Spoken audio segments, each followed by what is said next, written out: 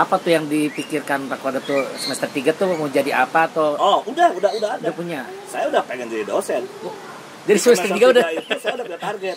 Saya akan jadi dosen. Walaupun sebenarnya bukan dosennya ya. Iya. Saya ingin seperti dia gitu. Saya pengen jadi peneliti. Apa sih yang belum pernah saya kerjain?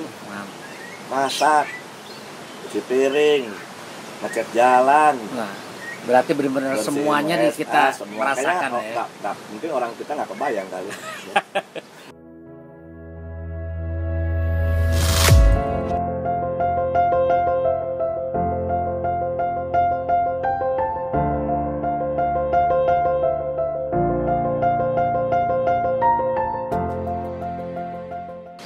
Tadi kan Pak Kodrat bilang pindah ke Bandung ya. Itu semester 2 berarti. Ya, pokoknya udah lulus sebenarnya semester 1. Pindah ke Bandung sejak lulus SMA di Bogor ya. Berarti lulus ya? Tidak tunggu banyak, tidak tunggu hari. Dulu zaman itu belum ada bimbingan tes yang begitu bagus ya. Saya ikut bimbingan tes kalau waktu itu di sini di Bogor apa itu DEP ya, Handoko dulu. Jadi saya kira itu bekal yang cukup ya.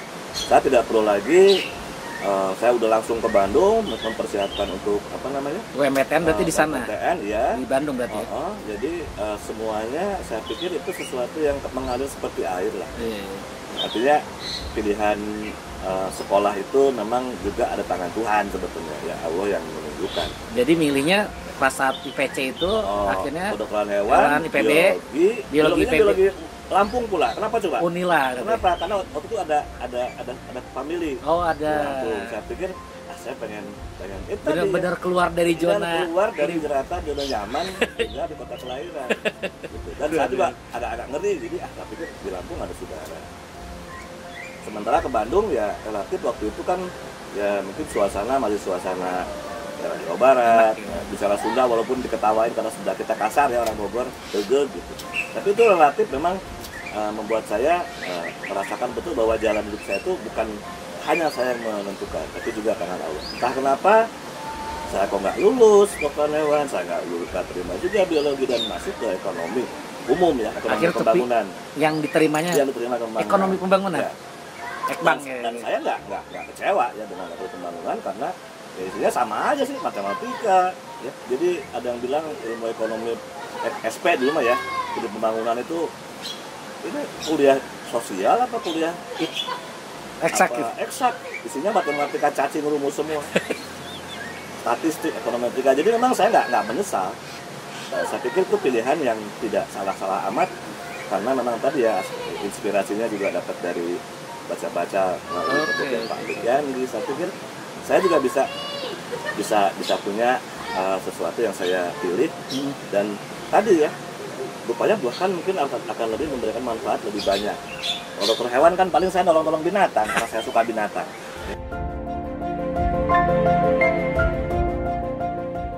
Sejak SD saya piara macam-macam. Kucing pasti, anjing ya.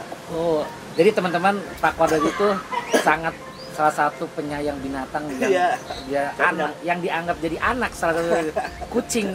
Saya punya musang, saya pernah punya burung hantu, saya pernah punya bebek, saya pernah punya angsa, saya pernah punya apa itu? Oh ya musang udah ya, saya sebutkan. Jadi ya kalau ayam jago mah biasa di kampung biasa itu kemana-mana bawa ayam jago, keliling cari lawan. Jadi memang itu sifatnya pilihan sekolah, pilihan dunia keilmuan yang kita ambil biasanya memang dilandasi oleh pengalaman waktu kecil di lingkungan kita berada. Ya namanya di kampung ya gimana ya, namanya binatang keseharian.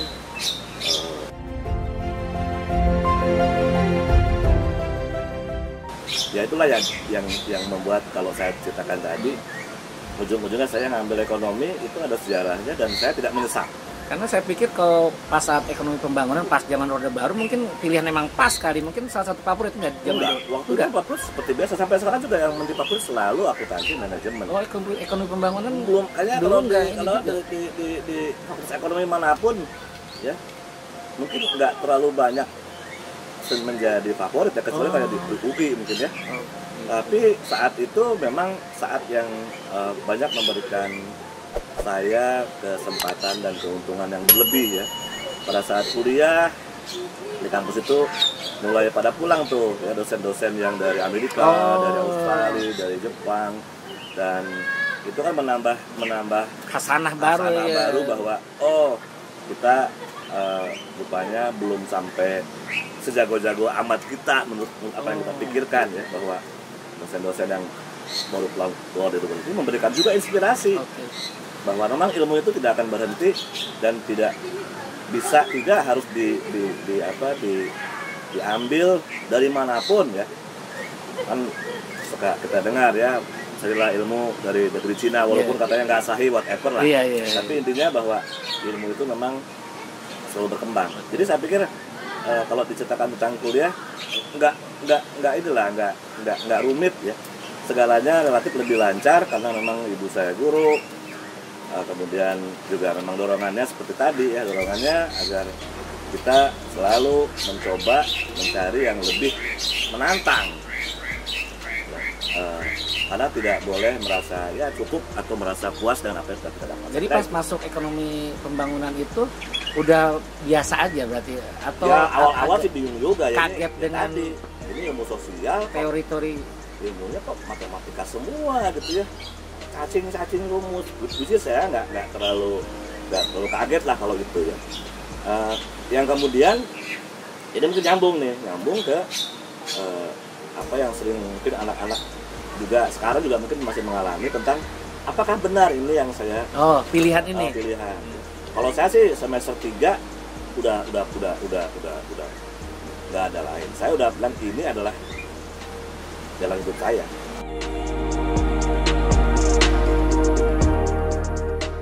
Apa tuh yang dipikirkan Pak Kodet tuh semester 3 tuh mau jadi apa atau?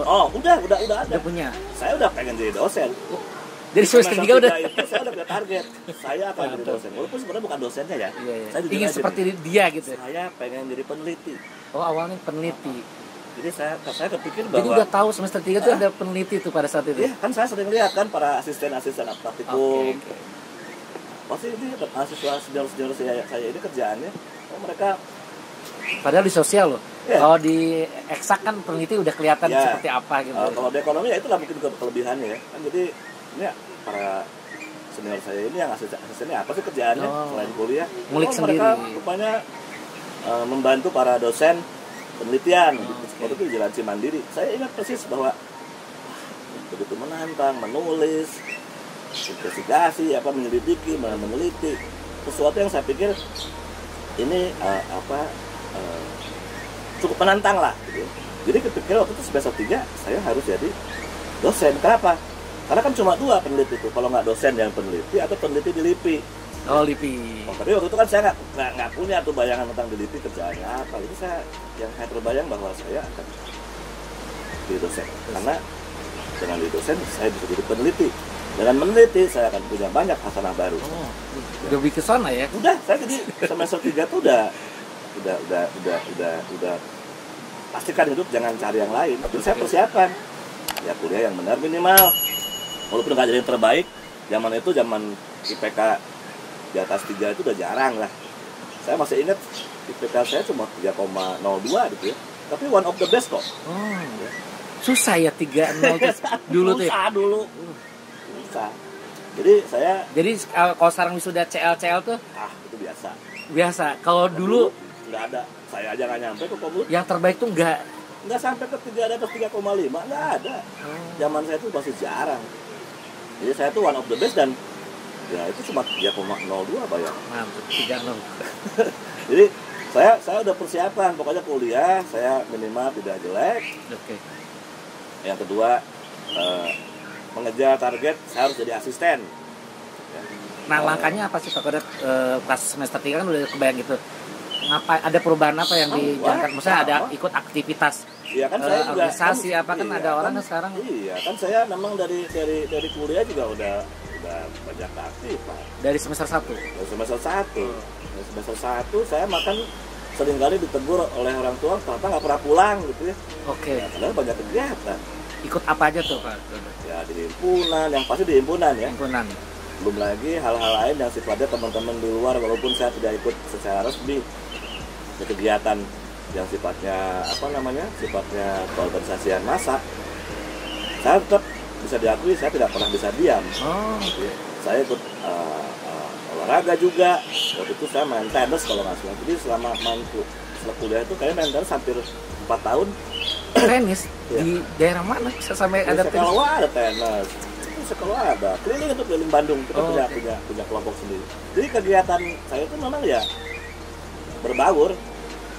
Jadi di semester 3 itu yang saya lakukan sebetulnya mempersiapkan diri agar saya bisa mencapai tujuan saya tadi. Mantap. Ya, tentunya kalau masalah Mantap. keaktifan itu mah ya saya memang dari dulu senang sosialisasi.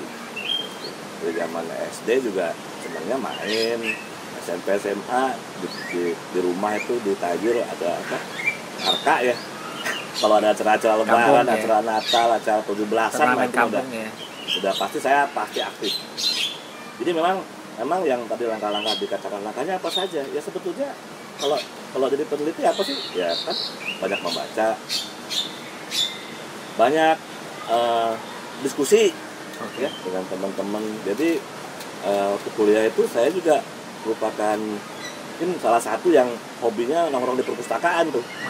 Selain baca ya main gaple, main remming. Tapi perpustakaannya masih di situ ya? Masih yang lama. DU itu yang di situ. Ya, jadi ya kalau bosen ke bawah main remming. Kalau bisa berapa lama di perpustakaan nongkrong? Sehari bisa 3 jam, 4 jam. Apalagi kalau mau musim ujian, pasti saya di perpustakaan. Yang lompat pos nggak bisa belajar lah. Jadi persiapannya gampang kok. Yang penting kamu pengen jadi apa? Saya pengen jadi peneliti. Jadi udah punya goal, terus apa yang harus dilakukan dibuat list gitu ya? Dibuat list aja. Oh saya jadi asisten. Membuktikan bahwa saya bisa asisten harus dulu jadi asisten. Banyak keberuntungan tiba-tiba datang dosen baru namanya Pak Harlan. Dia bawa apa itu ekonometrika ya. Itu belum ada labnya. Dibuat. Saya yang pertama. Lab ekonometrika, lalu apa itu mikro. Ini belum lulus atau belum. Jadi di semester berapa Pak Kodet udah mulai? Itu semester tingkat 3 lah saya. Udah mulai ini ya? 5-6 ya. Udah jadi pendamping asisten gitu? Oh, jadi asisten. Jadi itu kan langkah supaya kita bisa membaur ya. Pada saat itu dibayar atau enggak sih kalau kayak gitu? Dulu zaman itu jangan ditanya bayarannya berapa, kecil. Ya. Tapi ada bayaran? Ada. Tapi ya, rasa senangnya itu yang nggak bisa terbayar. Kalau bayaran sih kecil. Kalau sekarang kan tipe orang terlalu banyak. Ya, pasti tuntutannya banyak kan. Kalau dulu cuma dapat semacam apa ya? Ya uang capek lah ya, uang lelah itu pun juga dibayar nggak per bulan, dibayar per semester. Tapi bisa kita bayangkan bahwa di sana kita banyak dapat satu ilmu, bisa kesempatan berdiskusi dengan para dosen dan peneliti, bisa mulai tahu cara mengajar ke mahasiswa. Ya. Jadi memang langkah-langkahnya saya sih step by step udah saya rencanakan untuk jadi dosen dan peneliti.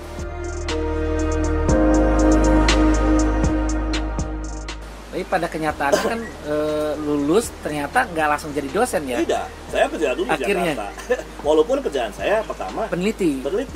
Itu ada perusahaan Kanada, Texat namanya. Namanya Texat. Texat waktu itu jadi konsultannya. Apa itu dia bergerak bidang apa? Bidang pendidikan. Pendidikan juga.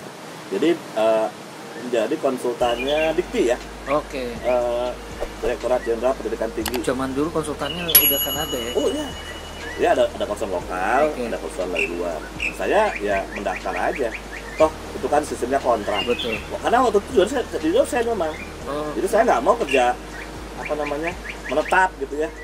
Saya pengen kerja yang kontrak setahun 2 tahun.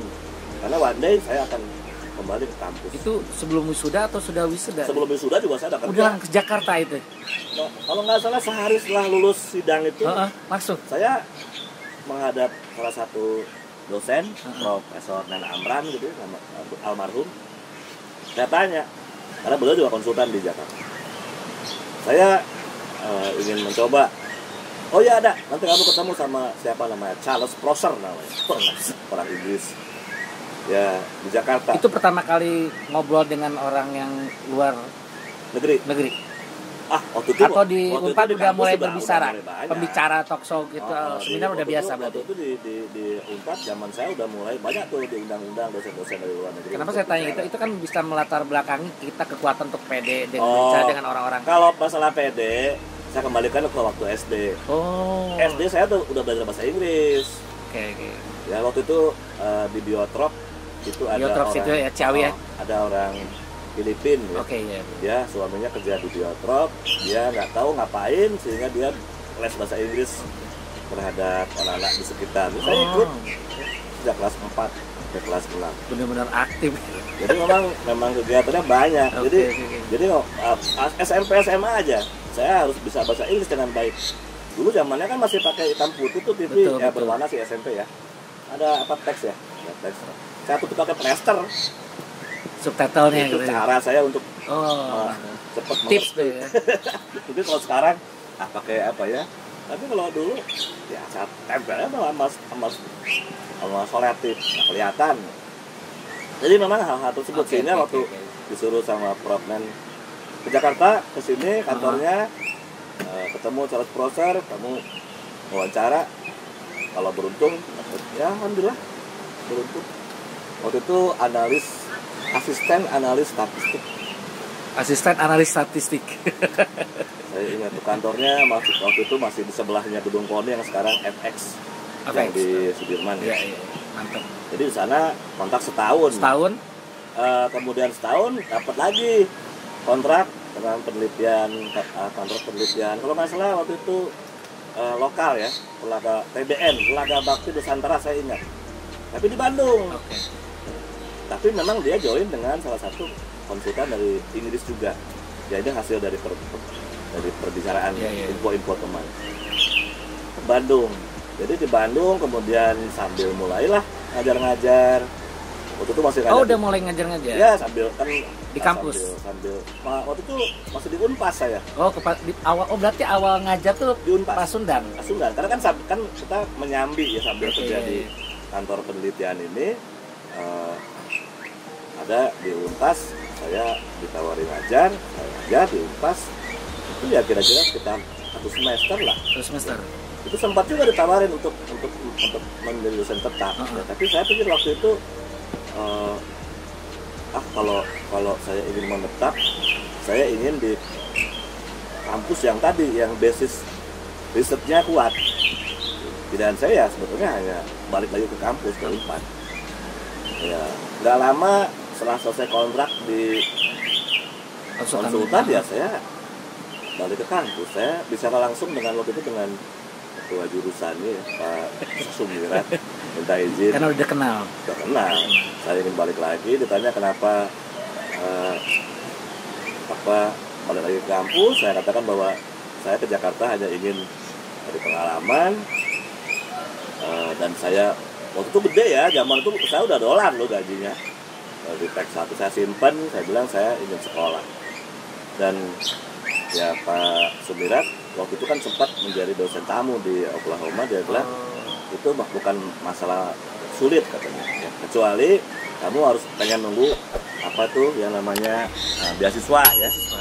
Kalau kamu berani, kamu ambil skema asistensif, yaitu kamu menjadi TA atau RE. Memang resikonya ada 1-2 semester yang harus kita bayar sendiri ya. Tapi kemudian setelah bekerja kita akan bisa membiayai kuliah kita sendiri dengan bekerja dari PE dan RE. Jadi memang akhirnya milih itu? Ya, saya cepat. Kalau enggak saya kapan mau berangkatnya? Karena berarti kan bukan beasiswa awalnya ya? Langsung ya? Saya tidak pakai uang negara, saya tidak pakai uang siapapun. Saya sekolah semester awal, 2 semester awal juga saya bayar sendiri dengan uang tabungan saya, dolar yang saya punya dari hasil bekerja di konsultan di Jakarta. Tapi plus rekomendasi beliau berarti? Betul, itu pasti. Karena tanpa itu ya sulit juga ya. Jadi saya melihat kekuatannya di sini adalah Pak Kodat itu dari awal relasi ya Pak Kodat ya? Ya, alhamdulillah. Betul. Jadi semuanya, tadi yang saya katakan sejak awal saya memang senang ngumpul. Orang boleh bilang saya senang main, senang nongkrong. Itulah memang mungkin hobi saya. Tapi kan bukan nongkrong hal negatif. Betul, ya. Kita diskusi, argumen, belajar berargumen itu jadi satu grup dan banyak orang. Dan relasi itu kalau bahasa kita silaturahmi itu kan harus dijaga ya. Manfaatnya bukan hanya untuk kita bisa dapatkan juga, tapi kita juga dengan relasi dan silaturahmi yang baik kita bisa memberikan manfaat itu pada orang lain. Jadi Om Elva benar, memang hampir pasti bukan karena kemampuan saya pribadi.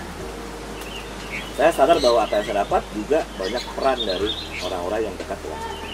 Balik lagi ke Oklahoma. Jadi mutuskannya itu jurusannya di sana atau? Enggak, memang saya dari awal udah pengen masuk ekonomi. Langsung ekonomis. Di sana baru saya pilih ekonominya ekonomi planning, perencanaan ya.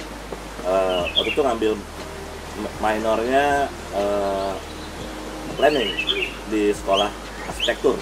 Di sana ada planning gitu. Jadi saya sekolahnya arsitektur. Ya, majornya economics, minornya public policy planning. Mantap. Itu 2 tahun, setahun? Ya kalau master 2 tahun. Ya, tapi saya setahun kan udah loncat ke PhD. Saya nggak nerusin. Yang PhD itu beasiswa di sana, ngambil dia sekolah di sana sendiri atau? Sama. Saya sistemnya sama juga, Mas 2.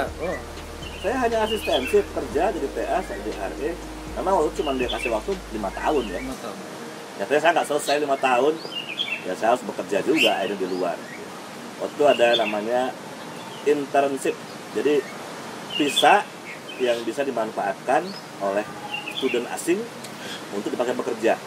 Ya saya harusnya dapatkan setelah lulus, tapi saya belum lulus.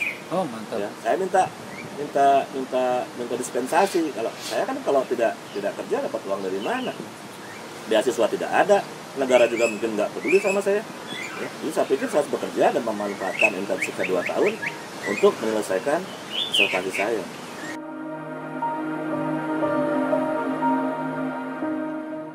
Wah segala macam lah pekerjaan, tapi saya waktu itu kerja di toko komputer ya.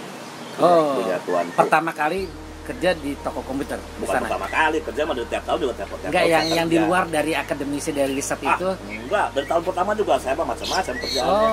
Mau jadi asisten di apartemen kampus. Asisten apartemen kampus. Di summer itu saya kerja di asisten kampus. Pernah nungguin rumah orang yang lagi liburan. Pernah jadi ya you name it lah. Apa sih yang belum pernah saya kerjain? Masak, cuci piring, ngecat jalan. Nah, berarti benar-benar semuanya kita merasakan ya. Mungkin orang kita nggak kebayang kali. Yang nggak kebayang apa? Yang kebayang ini yang ya misalkan ini berarti ini bersihin WC. Ya kerjaan saya memang saya pernah ngambil kerjaan summer selama hampir 2 bulan. Ya bersih. Nggak kebayang lah saya juga. Mungkin anak-anak sekarang mana mau bersihin WC gosok-gosok. Itu pelajaran ya, jadi jangan hanya sekedar belajar aja, kita harus mengasah pengalaman di tempat yang lain. Juga kan punya banyak teman orang-orang asli Amerika, bagaimana the way of life mereka. Bayangkan saya udah kuliah S3, S2, mereka anak-anak baru keluar SMA, bahkan masih SMA itu dari uang sendiri. Jadi bagaimana hidup itu keras, mereka lebih tahu dibandingkan anak-anak sekarang. Apalagi di kita ya. Kalau di sana ya lewat 17 tahun, memang di orang tua ngasih dia sekolah, tapi untuk hidup sendiri ya harus cari uang sendiri. Jadi saya kira juga dengan demikian saya banyak berinteraksi dengan tadi ya, dengan pola berpikir orang, bagaimana produktif, bagaimana efektif, bagaimana tidak terlalu bergantung pada orang lain, bagaimana bisa memberi pada orang lain. Saya kira itu hal-hal yang baik. Jadi saya tidak hanya belajar di depan buku, pustakaan, tidak. Saya harus hidup. Apalagi tahun kedua, tahun ketiga saya punya keluarga kan. Ya harus bukan cuma membiayai kehidupan kuliah saya, tapi juga membiayai. Itu S3 keluarga. Ya berarti ya? S3 ya?